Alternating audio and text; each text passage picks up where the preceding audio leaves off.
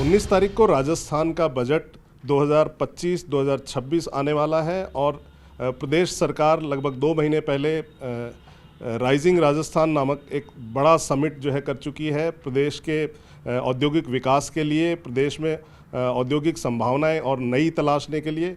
उसी संदर्भ में जो है आज हम बात कर रहे हैं बजट से पहले की कि बजट से उद्योग से जुड़े लोगों को क्या उम्मीदें हैं। तो मैं यहाँ खड़ा हूँ फोर्टी के दफ्तर में। फोर्टी के अध्यक्ष जो हैं सुरेश अग्रवाल मेरे साथ हैं, उनसे जानते हैं और बाकी जो पदाधिकारी हैं वो भी हमारे साथ हैं। जी, क्या उम्मीदें हैं आपकी बजट की? बजट से राजस्थान से इस बार लोगों को उम्मीदें ज़्यादा है और नई सरकार जब से आई है और पिछले दिनों में 9 पॉलिसियाँ गवर्नमेंट ने जारी की और एक पॉजिटिव साइन दिख रहा है। साथ के साथ राजस्थान राइजिंग जो अभी सबमिट हुई है, उस सबमिट में 35 लाख करोड़ रुपए के MOU साइन हुए हैं और उसको धरातल पे आने चालू हो गए हैं। आज की अखबार की न्यूज़ के हिसाब से भी कुछ पे सरकार ने उस पर ग्रांट दे दी है और कुछ दिनों में उस धरातल पे होंगे। तो हम ये उम्मीद करके चलते हैं कि इसके लिए सरकार को जो कमेटी बनाई है उसमें व्यापारियों को भी जोड़ना चाहिए और हर महीने इसकी मॉनिटरिंग हो कि कितने हो रहे हैं और कितने आगे, कैसे कैसे क्या प्रॉब्लम्स जो लोगों की आ रही है उसको सोल्व कैसे किया जा सकता है। तो आप किस सेक्टर पे स्पेसिफिकली बात करना चाहेंगे? मैं चाह रहा हूँ कि जो स्क्रैप पॉलिसी या जितनी रिसाइकिलिंग है, सरकार को रिसाइकिलिंग पे खास ध्यान देना चाहिए कि सब्सिडी देके कैसे इंडस्ट्रियाँ हम यहाँ पे कामयाब कर सकते हैं। रिसाइकिलिंग की वजह से बहुत सारा जो कचरा है वो भी ख़त्म हो सकता है। और व्हीकल स्क्रैप पॉलिसी पे सरकार ने पिछले बार भी ये कहा था कि 2% का डिस्काउंट व्हीकल्स वाले जो पुराना व्हीकल्स स्क्रैप करेगा उसको मिलेगा, वो धरातल पे नहीं आ पाया है। और सेंट्रल गवर्नमेंट की नियम जो 15 साल पुराना व्हीकल स्क्रैप होना चाहिए वो भी नहीं हो पाया है। ये अगर लागू होता है तो इससे सबसे बड़ा फ़ायदा ये होगा कि जो रोड साइड में व्हीकल खड़े हैं या जो पार्किंग की जगह घेरे खड़े हैं जो चलते नहीं हैं वो सब स्क्रैप में जाएंगे। साथ के साथ में जो ब्रेकडाउन होता है वो भी कम होगा और ट्रैफिक का भार भी जयपुर पे कम आएगा। जी, आप बताएं, आपका नाम बताएं पहले। मैं अजय अग्रवाल, वाइस प्रेसिडेंट 40। मैं कहूँगा कि राजस्थान का जो मेन धुरी है, पर्यटन एक बहुत बड़ा क्षेत्र है और इसके ऊपर हमारी जो सरकार है काफ़ी हद तक ध्यान दे भी रही है। तो उम्मीद करेंगे कि इस वाले बजट के अंदर 2025-26 में कि नई पर्यटन नीति जो राजस्थान के लिए है वो काफ़ी हद तक उसके अंदर लागू की जाए। और राजस्थान के अंदर हमारी एक मांग है कि राजस्थान में एक एग्जीबिशन सेंटर एक बड़ा और खोला जाए। 40 की मांग पहले भी रही है, अभी भी हम चाहेंगे कि जैसे दिल्ली में है, जयपुर में एक है, JECC पर काफ़ी दूर है, प्राइवेट सेक्टर में है, थोड़ा सा अफोर्डेबल के लिए फैक्टर रहता है। तो एक राजस्थान में जैसे RIC एक छोटा एक अपने सेंटर एक अच्छा बनाया है, वैसे एक एग्जीबिशन एंड कन्वेंशन सेंटर एक बड़ा बनाया जाए। अगर वो बनता है तो राजस्थान में और पर्यटन माइस जो कह सकते हैं वो एक्टिविटीज़ इवेंट्स काफ़ी होंगे। इसके लिए ये अगर इस बजट के अंदर इसका प्रावधान रखा जाए तो बहुत अच्छा रहेगा। जी, तो आप बताएं सर, आप क्या चाहते हैं उस बजट से? आप अपना नाम बताएं और बाकी। मेरा नाम सुनील अग्रवाल है और मैं 40 में यूथ विंग में प्रेसिडेंट हूँ।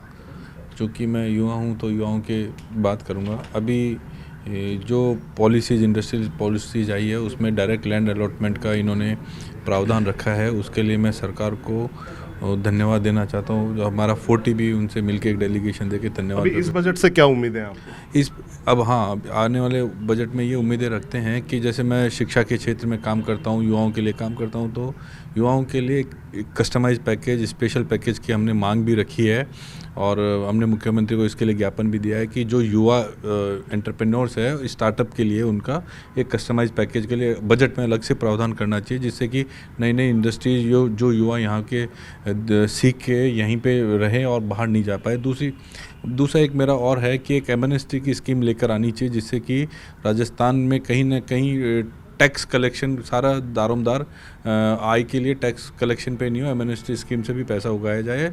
और तीसरी बात और एक मैं कहना जो सिंगल विंडो क्लियरेंस सिस्टम को इनको रोबस्ट करना चाहिए। बाकी और भी काफ़ी है हमारा कि पेट्रोल एंड डीजल को इनको सपोर्ट करना चाहिए सरकार को।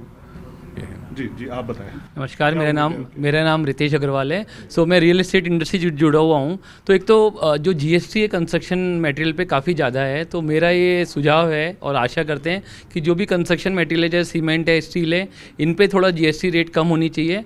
और कुछ जो रियल एस्टेट के प्रोजेक्ट हैं जो टाइम ऑफ अप्रूवल है बहुत टाइम लग जाता है। आज सपोज मैं व्यापारी हूँ, मुझे कोई प्रोजेक्ट लॉन्च करना है तो मैं सोचता हूँ 2 महीने में लॉन्च हो जाएगा, मगर जब ये फाइल मेरी लगती है तो इट विल टेक अराउंड 3 से 6, 8 महीने, 10 महीने लग जाते हैं। तो वो थोड़ा सा फास्ट होना चाहिए। तो अभी भी जो है एडमिनिस्ट्रेटिव दिक्कतें अभी भी बरकरार 100% आ हैं। रही है। जी आप बताएं। नमस्कार, मैं रिपुल गोयल, मैं रियल एस्टेट सेक्टर से हूँ।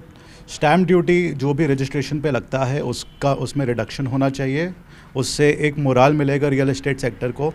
स्किल डेवलपमेंट के ऊपर सरकार को और फंड्स अलॉट करने चाहिए जिससे कंस्ट्रक्शन क्वालिटी में काफ़ी सुधार आ सकता है। क्लस्टर डेवलपमेंट एक ऐसा विषय है जिसके ऊपर और पॉलिसीज़ बनाई जानी चाहिए जिससे बाहरी स्टेट से भी रेवेन्यू जनरेट होगा सरकार को।